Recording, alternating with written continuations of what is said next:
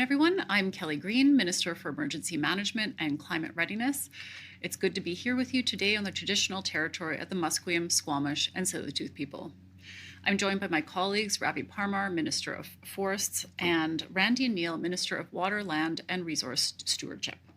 Today we're going to be sharing an update on the wildfire conditions in British Columbia. While it may feel like the start of fall with back to school, warm weather and drought has meant that wildfires continue to impact communities across our province. The wildfires in the Caribou and the Fraser River are putting a strain on people, families, local leaders, and first responders. And many parts of BC were impacted by heavy smoke over the last week.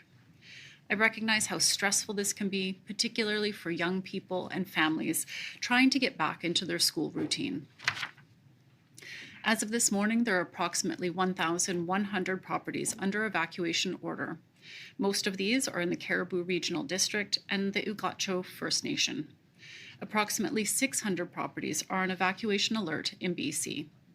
If you're placed under an evacuation order, I want to reassure you that the province is here to support you.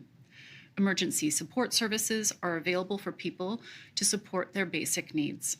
This includes assistance with food, clothing, accommodation, transportation, and other essentials. Supports can be accessed many ways: online at ess.gov.bc.ca, through the BC Services Card app, by visiting an evacuee reception centre in person, or by phoning the BC Evacuation Helpline at 1-800-387-4258. Currently, there are 3 evacuation centres available for people affected by wildfires in the Caribou. They are located in Williams Lake, Kamloops, and Prince George. Everybody who needs support will be assisted. In times like these, one thing that stands out is the teamwork and compassion of communities, where people, neighbours, local leaders, and emergency personnel come together in the face of adversity. I want to express my gratitude to local governments and First Nations and all emergency personnel who have stepped up during this difficult time. And I want to thank everyone who is evacuated when asked to do so and for being prepared. There are likely going to be some long days and nights ahead, but we will get through this together.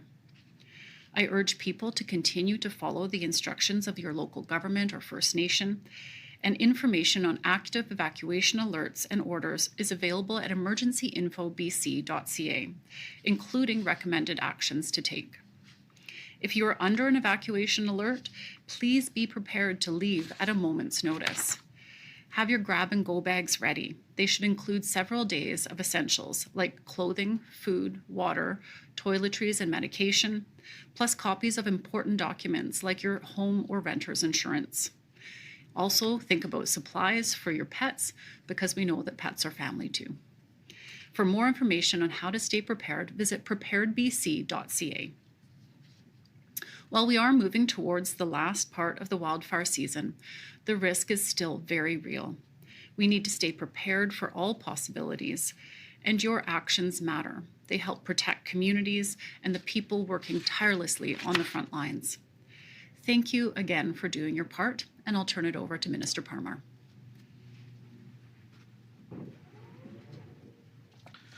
Thanks very much, Minister Greene, and good afternoon, everyone. My name is Ravi Parmar, and I have the pleasure to serve as British Columbia's Minister of Forests and Minister responsible for the BC Wildfire Service.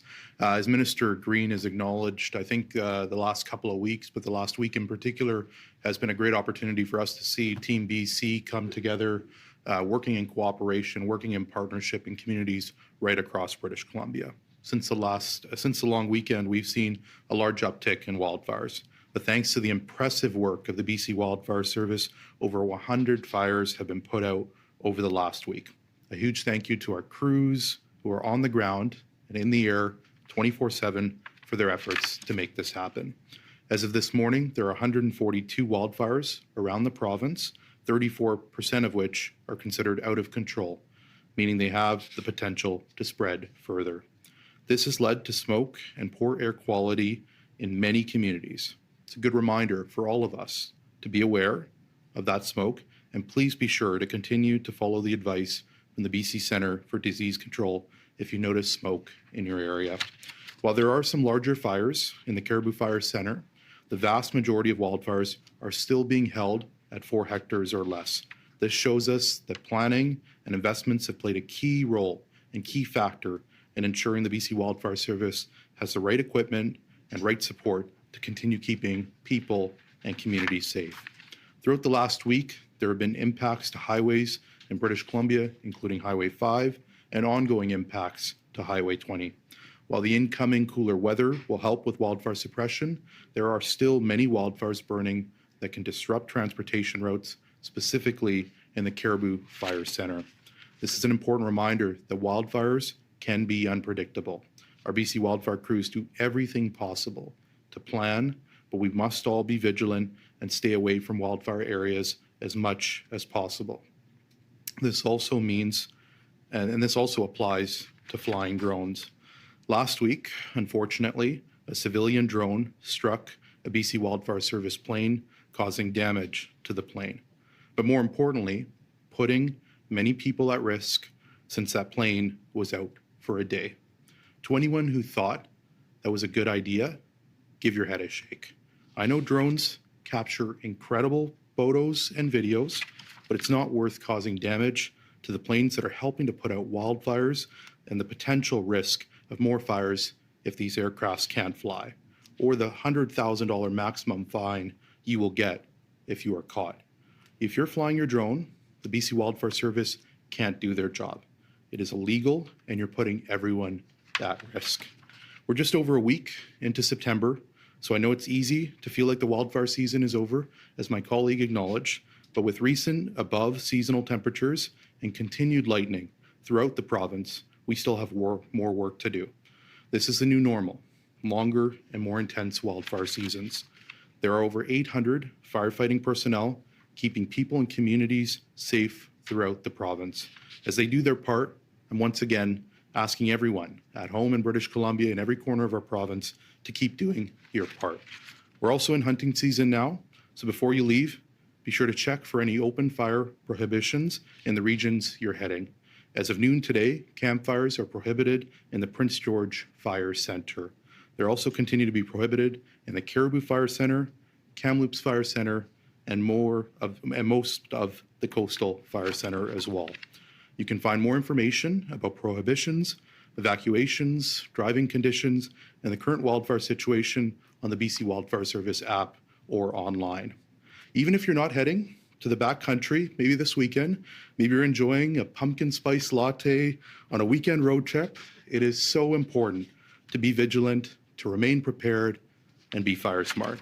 If you see a wildfire, report it on the Wildfire app or by calling star 5555 from a cell phone. Thank you to everyone who has reported a wildfire throughout the summer. This information has helped our crews plan ahead and get the right resources to fight these fires. And thank you again to all the firefighters, emergency personnel who've been working tirelessly for months keeping people and communities safe.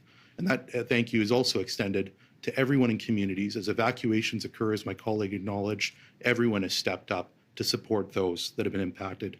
Keep up the great work, and thanks very much. And with that, I'll turn it over to Minister Neal.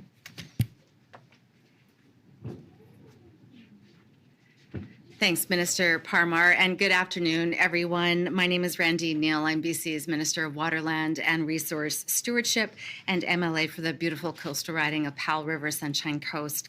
I just have a quick update for you today, but I wanted to start by saying, like my colleagues, my thoughts are with everyone in BC being impacted by the wildfires and the heavy smoke in many parts of BC as well. And the hot, dry weather has made these conditions worse in recent weeks, and increased drought conditions in many parts of the province as well are made more challenging by the extended dry periods we've seen over the last number of years. We do work closely with First Nations, local governments, industry, and the agriculture sector to manage water wisely throughout the province and protect long-term water security. In April and May, all water suppliers received a drought preparation letter, including local governments, regional districts, improvement districts, and private water utilities as well. Flyers were also sent out to almost 30,000 water license holders across the province. We also sent early preparedness letters to water users in drought-prone watersheds that are important for fish populations, areas like Coxsila, Solom River, Bassett Creek, and Salmon River watersheds.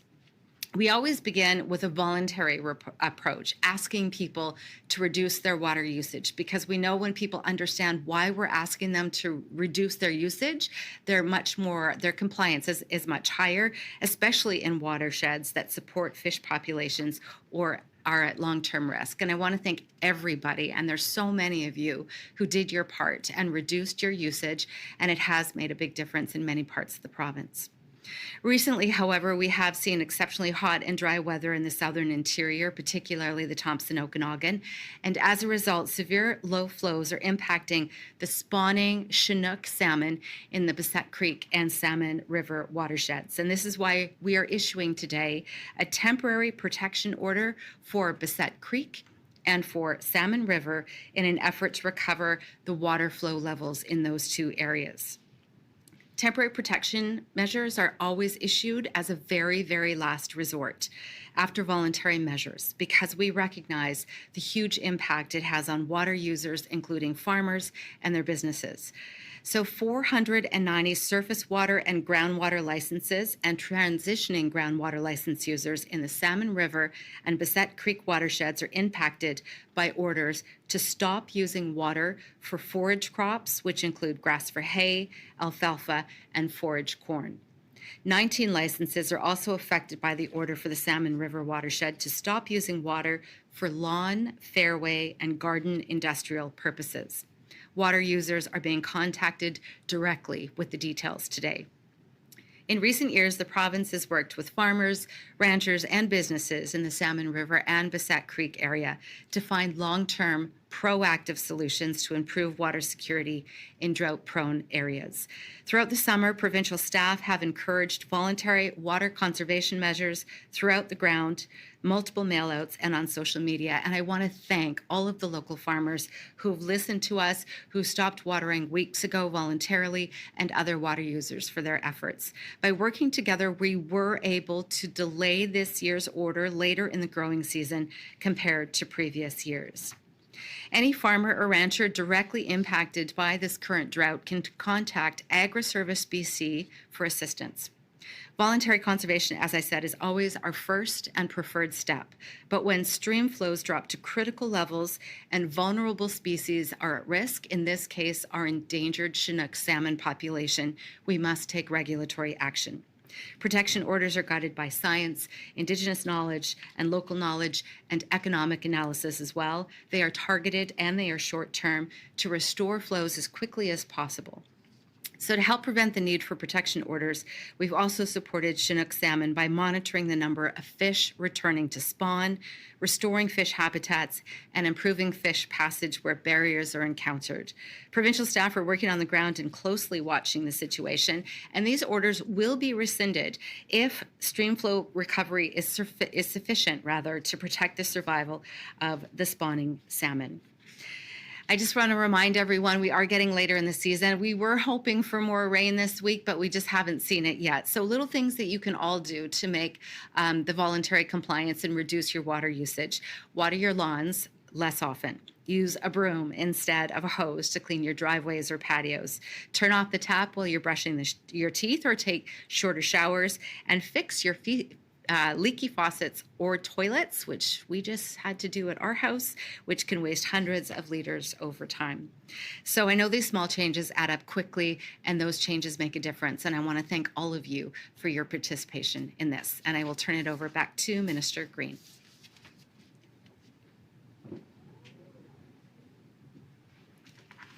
Super. So now I'll turn it over to the moderator for questions. Thank you, Minister.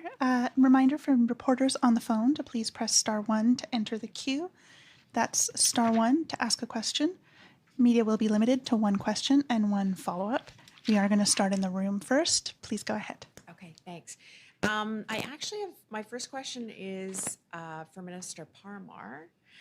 It's in regards to the drone strike.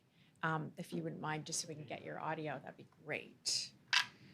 I'm just wondering if we're going to see any charges in this, and if more is being considered in terms of going after people that are doing this? Yeah, look, thanks for the question.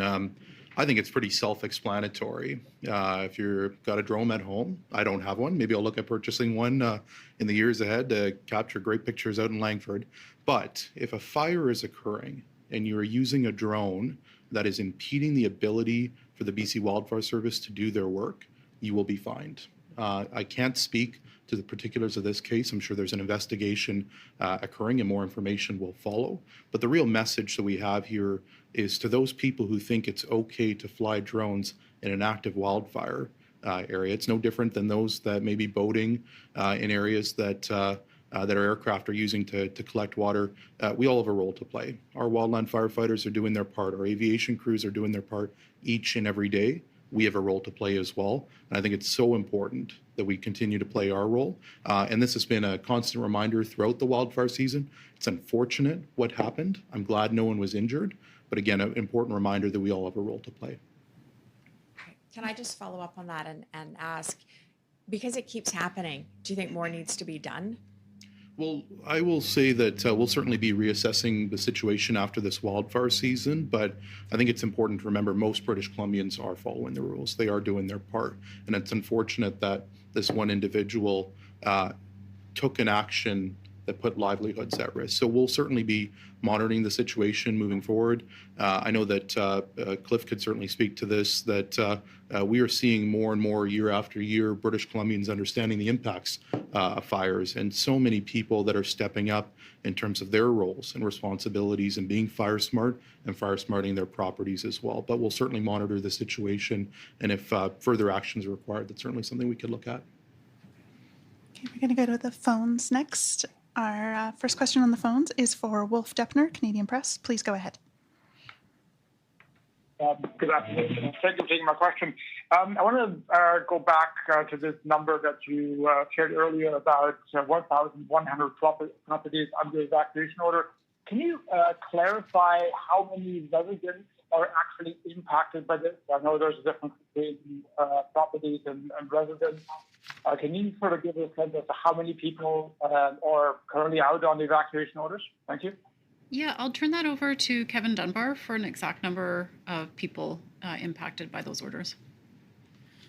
Perfect. Thanks very much. In terms of the population impacted, so there is approximately 550 people impacted by evacuation orders, and about 650 people impacted by evacuation alerts. And we are aware of the impact that evacuation orders and alerts have on individuals and the disruption to their lives. And I know that the BC Wildfire, EMCR, the local authorities and First Nations are working around the clock to make sure that people remain safe. Thank you. Wolf, did you have a follow-up? Yes, I do. I'll ask about the order regarding the Salmon River area. That area has seen such restrictions in the past. Can you sort of talk about why that particular area continues to see those type of restrictions? Thank you. Thank you. Thanks for your question. I think, yeah, you're right. This area has been an area of particular focus and of concern for the past few years.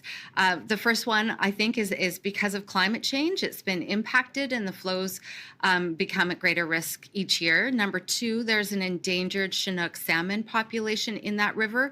So we watch it incredibly closely because we want to make sure that we don't affect the fish. And I think the third one is there's a very active farming community there and agriculture and producers who really rely on that river to be able to irrigate their crops every summer. So working together in tandem to understand that we can achieve all of those goals. And I understand this year was a particularly excellent year for farmers in that area. So I'm so pleased. And a lot of the farmers quit watering voluntarily early because they knew that those flows were getting quite low. So we need a long-term solution for this, but it involves everybody in that area to come together and really work together to make sure that we don't run out of water on those watersheds and that we do it together. Thanks. Our next question is for Julie Landry, Radio-Canada. Please go ahead. Hi.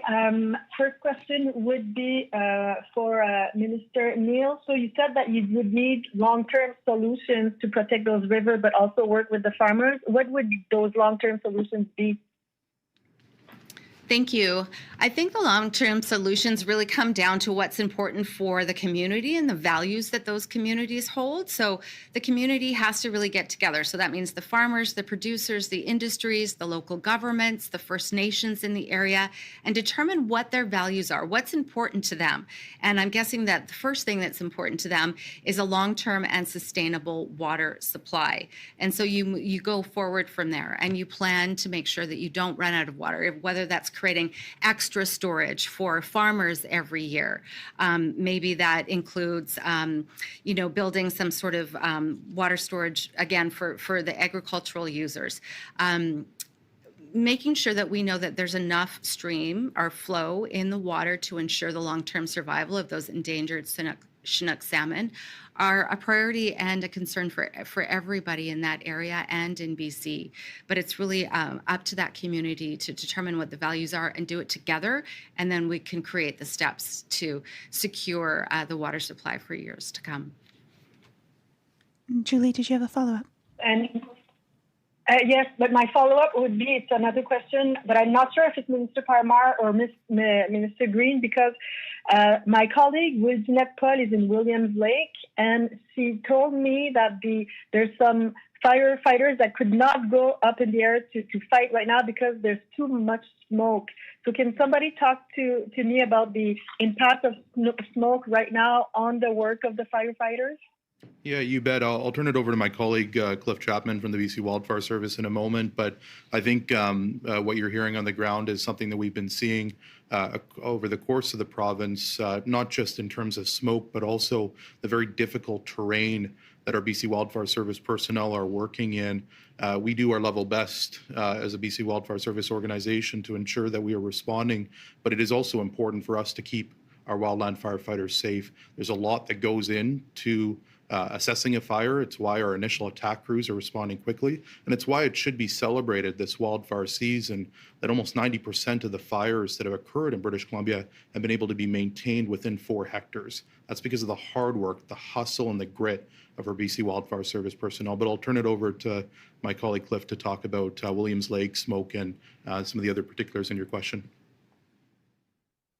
Thanks for the question, and thanks, Minister, for the response. Yeah, you nailed it. I mean, for us, I want to start with Transport Canada actually has rules and regulations about when we can and can't fly based on visibility. Smoke obviously has an impact on that visibility, and so we have to follow the regulations, which, of course, we're able to and want to do because it keeps our people safe. So right now, when we see the thick concentrations of smoke like we saw in Williams Lake over the weekend, we saw some smoke in Kamloops, but we still had visuals out of Kamloops, so we were still able to fly. So it's really an hour-by-hour situation, and we have to see how the smoke kind of plays out. Fortunately for British Columbia, we are starting to see that smoke mix in the atmosphere, and we're starting to see some clearing. So we are hopeful that we should be able to fly from most of our locations over the course of this week. But when we see significant smoke impacts like we saw in the last 48 hours, it has a pretty significant impact on our aerial resources. It also has an impact on our ground resources. And it is worth noting here as well, like our people are working in those conditions. So yes, we do see smoke in the valley, and obviously it has an impact on the general population. It also has an impact on our staff who are, tirelessly working out in this thick smoke, hiking up and down hills, trying to suppress these fires. And I guess that's more of just me saying thank you to the people who are out in the field, managing their way through these, troubling times when the smoke sits in the valleys like this. But again, fortunately, it's moving out, and we should be able to fly from all our locations in the next day or two. Our next question is for Keith Norbury, BC Today. Please go ahead. Oh, hi. Thank you very much for taking my question. Maybe this will be directed at Cliff Chapman as well, or Kevin Dunbar. How would you rate this particular fire season, which is wrapping up, with the extreme fire seasons of recent years? Is it worse, better? Thank you. I'll take it off the top. It has been a very challenging year for some communities in BC. I just want to recognize that there has been evacuations. There's been impacts to communities' economic ability in communities in BC. It's and particularly now the activity has really picked up. We have a number of people on evacuation orders, and so I just really want to say, that while it has been a quieter season overall, there still has been significant impacts in BC. In terms of comparing to other years, I will turn that over to Kevin Dunbar for maybe a comparison on number of evacuees, but we do still see significant impacts in communities. Thanks very much, Minister. And I think the important piece as you mentioned, Minister, is that no matter the number of people that are impacted, this does have an impact on people's lives, the economy, and families. And I think it's really important to remember that no matter what size of evacuations we have, this is having a significant impact. What we have seen and what we can say this year is that the average number of people and properties on evacuation orders and alerts are less than they have been over the last 5-year average. And that has been a trend throughout the summer and throughout the wildfire season. And I think a real kudos to all the local authorities, First Nations, first responders, BC Wildfires, and others to make sure that when there is an emergency, that people are kept safe and are able to get home as quickly as they can. And I would also pass to Cliff Chapman if he has any inputs or wants to add a little bit more from the wildfire perspective. Yeah, I mean, great answers. The only thing I would add, just from a fire perspective, is if you look at our 10-year averages, we're only slightly below our 10-year averages for number of fires. I think we're just over 1,200 fires in the province this year. Our 10-year average would be roughly 1,500. And we're slightly under our 10-year average, or sorry, we're slightly above our 10-year average for hectares burnt. And I guess I would remind everyone of the pretty heavy impacts in the Prince George Fire Center early in the year, which seems like so long ago, but really was all part of what we call this fire season, where we saw hundreds of thousands of hectares on fire early in April, May, and June. And then we saw weather really start to cooperate with us, which I guess if you were asking me to compare to fire seasons like 23, 21, 17, and 18, I would say the difference is that we didn't see the heat build up in BC the way that we saw it in those years. So we just experienced a heat wave in BC over the course of the last 10 days, which led to significant fire activity across the province. The fortunate part of that is that it's September, almost middle of September. And so our days are shorter and our nights are longer. And we're starting to see those overnight recoveries now that high pressure ridge that kept us so hot has started to move to the east. So comparatively speaking, it's really tough to compare fire seasons now. I find the difference this year is in June, July, and August, we were able to send hundreds of firefighting personnel to support other agencies in their times of need. And over the course of the last 10 years, generally speaking, most of the time in July and August, we are seeking that support for British Columbia. So a real reversal there. And then now we're seeing a September fire season, which is not abnormal for British Columbia, but certainly not something we deal with every year to this magnitude. So hard to compare, but certainly help. I am thankful that we've been able to support other agencies and that we've had a little bit more time to rest between fires this year than we have in previous years. Keith, did you have a follow-up? Well, yeah, and about the smoke. So I'm sure the smoke is related to the intensity and number of fires. But how is that different? It seems like there's more smoke this year, I think, than last year, although not as much as a few years ago when the air quality was really poor. What can you say about that? Smoke continues to be an issue during wildfire season. We know that people who are vulnerable are affected most. People who are elderly or very young, who are pregnant, have immune issues. So wildfire smoke continues to be an issue. So if people are feeling the effects, they should limit their exposure outside. If they have HEPA filters inside, to turn those on, make sure that any filtration systems in their homes are clean and up to date, and to take shelter in places like libraries, community centers, indoor malls, if they are feeling that they need to have access to cool, clean air. It is an issue, particularly in the summer when we don't necessarily want to close our windows. It gets pretty hot inside, so we need to balance risks from smoke and heat and follow the instructions of your local health authority. Our next question is for Tim Petrick, Castanet. Please go ahead. Hey, yeah, back to the water restrictions. Could you please provide the numbers again of the properties affected and then tell me how that compares to what we saw in 23 and 24? Sure. I will. I can give you the numbers quickly, and then I'll turn it over either to David or Connie to say how it compares. It's the exact two areas, Bissett Creek and Salmon River. Those are the how it compared to 2021 and 2023. Those were the last two times that temporary protection orders were initiated. But 509 surface and groundwater licenses and transitioning groundwater users are impacted, where the water use is for the irrigation of forage crops and industrial lawn, fairway, and garden watering. There are 397 licenses in the Salmon River watershed. 339 of those are surface water, 40 groundwater, and 18 transitioning groundwater users. And in Bissett Creek, it's 112 users. 100 of those are surface water licenses, 11 are groundwater licenses, and 1 transitioning groundwater user. And Connie? Thank you, Minister. So as Minister has indicated, there's a number of surface water, groundwater, and transitioning water licenses or transitioning groundwater licenses that are impacted by this order. These would be very similar numbers as to what was seen in 2021 and 2023. The licenses numbers, they are going to fluctuate within the watersheds as some licenses are issued and some licenses are abandoned.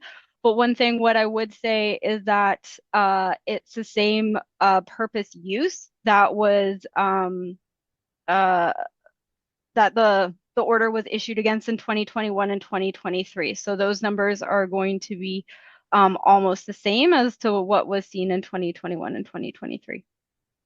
Thank you. And Tim, did you have a follow-up? I do. I know there were some questions in 23, or some issues, I guess, with people not following the rules. What's the plan for enforcement this time around? Could you perhaps elaborate on what rules it is that you're referring to? I'm talking about people, there were reports in 23 of people drawing water when they weren't supposed to. Yeah, I'd have to look back at the stories. That's my recollection. Yeah, no, that's okay. That's great. I'm going to get Connie or David Chapman to answer that. Thank you, Minister. So when an order is issued, it is expected that individuals will take compliance of this order. As we know, not everyone takes compliance, and so staff are working closely with the natural resource officers and other compliance avenues within the legislation. So under the Water Sustainability Act, we are hopeful that there will be compliance of this order.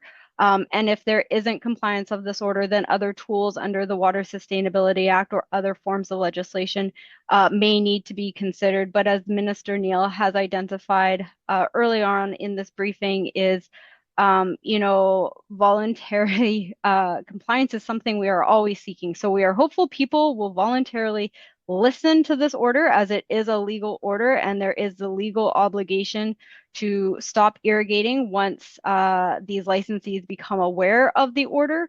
And if compliance of the order is not met by individuals, that is when natural resource officers and or other compliance individuals would undertake the necessary investigations for other forms of legislation to be utilized or tools under the Water Sustainability Act, such as administrative monetary penalties or fines.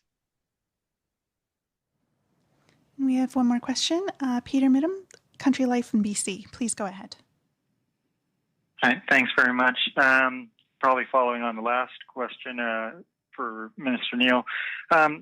You praised the work of farmers and water users in reducing water use. But as the last question pointed out, there were concerns a couple of years ago regarding how the province was handling things and the heavy hand that seemed to come down on non-compliant users. So was just curious to know how past experience has informed the province's handling of the fish protection orders this year and the imposition of those and overall work with the affected users. Thank you. Yeah, that's a great question, and I'm glad that you asked that. I think what we've really learned is that communication is key, and the province can't just unilaterally decide to issue these orders without working with farmers and industry and cattle ranchers. So prior to this, leading up to the fact that we knew that there might be a possibility that we would have to consider issuing protection orders on these two rivers, we reached out to many of the farmers. We reached out to the BC Cattlemen's Association.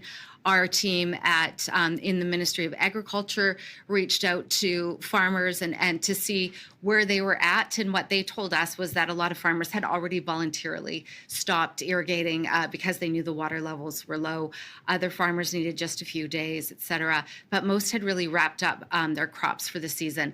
We also had meetings with all of the First Nations affected, and we received letters of support from the First Nations as well as the federal government asking us to enact these temporary protection orders. So the key really was communications. We talked to the farmers, we let them know what was happening, we told them what the levels were, and we explained that we really need just a quick surge of fresh, quick, clean water to head down those two rivers to get the rest of the endangered Chinook salmon up the river to spawn this season, and then we can remove those temporary protection orders. And Peter, did you have a follow-up? Yeah, and so then you'd also mentioned need for water storage, maybe investments in water storage. And we know the Premier's Task Force on Agriculture and Food Economy has made several recommendations. So it was along that line, was just curious to know how efforts are going to clear the groundwater licensing backlog. Well, thank you for the hardest question of the day. That obviously falls under my ministry. I think that you'll see in the next few months some really positive initiatives to help take a huge stab at that backlog and clear it up, and definitely expedite the permitting system for groundwater users and new groundwater users as well. And we've been working with the Ministry of Agriculture as well to really look at those recommendations from the Premier's task force, and we'll have more information on that likely in the coming weeks. And that's all the questions we have for today. Thank you, everybody.